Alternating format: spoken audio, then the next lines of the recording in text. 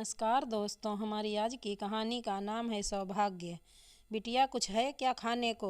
दोपहर 3 बजे के आसपास राकेश बाबू ने बहू के कमरे में आवाज़ लगाते हुए कहा, ये भी कोई वक्त है खाने का?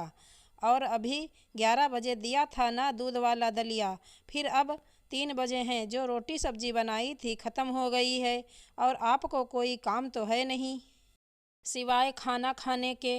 रसोई है या कोई फैक्ट्री जो आपके लिए 24 घंटे चलती रहेगी? जाइए, शाम को देखेंगे, अभी मेरा फेवरेट सीरियल आ रहा है। कहते हुए बहू ने नज़रें फिर से टीवी पर टिका दी। राकेश बाबू चुपचाप वहाँ से अपने कमरे की ओर बढ़ गए। यह सब कुछ वहाँ झाड़ू पोछा बर्तन का काम करने वाली रेनू देख रही थी। वह मन ही मन सोचने लगी कि कहने को इतना बड़ा बंगला है, बड़ी बड़ी गाड़ियां हैं, पैसा है, मगर इतना बड़ा बंगला और पैसे होने के बावजूद दिल बहुत छोटा है इनका, जो अपने घर के पिता तुल्य ससुर जी की सेवा नहीं कर सकते। कम से कम उन्हें भूखे पेट तो मत रखो। काश अगर मेरे ससुर जी होते तो मैं पिता की भांति उनकी सेवा करती। काम करते करते अचानक उसे स्मरण हुआ, न जाने कितने फल और बादाम काजू डाइनिंग टेबल पर पड़े पड़े सड़ते रहते हैं और अधिकतर बासी होने पर फेंक दिए जाते हैं।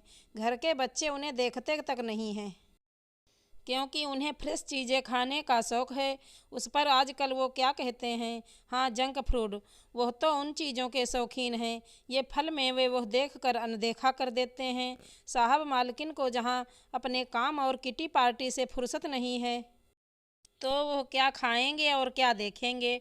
बचे बेचारे बुजुर्ग दादाजी, तो उनका मुंह तो बिना दांतों की बस्ती है। उनकी दाल तो खिचड़ी दलिया से ही गल सकती है।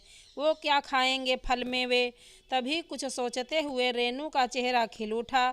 उसने एक मुट्ठी मेवा सिलबट्टे पर पीसे और जरा से दूध में एक पके केले के साथ मसल कर बुजुर्ग राकेश बाबू को पकड़ा दिए और बोली, बाबूजी चुपचाप खा लीजिए, आपको भूख लगी है ना?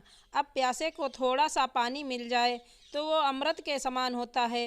बुजुर्ग राकेश बाबू भीगी हुई पलकों को साफ करते हुए तेजी से खाने लगे। उन्हें संतुष्टि से खाते हुए देखकर रेनू को भी संतुष्टि मिल रही थी। ऐसे में अब ये रोज का नियम हो गया। रेनू रोज ऐसे गरिष्ठ व्यंजन दोपहर में टीवी से चिपकी बहू की नज़र बचाकर बुजुर्ग राकेश बाबू को दे देती। कभी आते जाते बच्चे देख लेते तो सोचते, दादाजी की आंखें कितनी कमज़ोर हो गई हैं, जो मम्मी की जगह काम वाली से न जाने क्या क्या मांग कर खाते रहते हैं। वहीं दूसरी ओर घर की बहू यह सोचकर खुश होती कि मेरी डांट डपट से बूढ़े पिताजी काबू में रहते हैं, तो वहीं घर का बेटा पिताजी की सुधरती सेहत देखकर सोचता कि उसकी पत्नी अपने ससुर जी का भरपूर ख्याल रखती है। और घर की काम वाली रेनू सोचती है कि उसकी तो नौकरी भी यहीं है और ज़िंदगी भी यहीं है।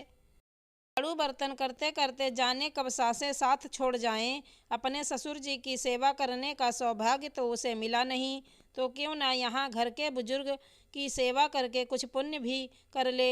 वहीं बुजुर्ग राकेश बाबू सोचते कि अब सोचना समझना क्या है, दिन ही तो काटने हैं, भूखे रहकर मरने से अच्छा आखिरी वक्त में जो सेवा और सम्मान दे रहा है, ले लो। और वह अक्सर रेनू को आशीर्वाद देते हुए सोचते, अगले जन्म में भगवान मुझे अमीर बनाना चाहे मत बनाना, बस बेटी देना या बहू देना, तो ऐसे सुलझे हुए संस्कारों वाली रेनू जैसी देना। आशा करती हूँ हमारी कहानी अच्छी लगी होगी। धन्यवाद दोस्तों।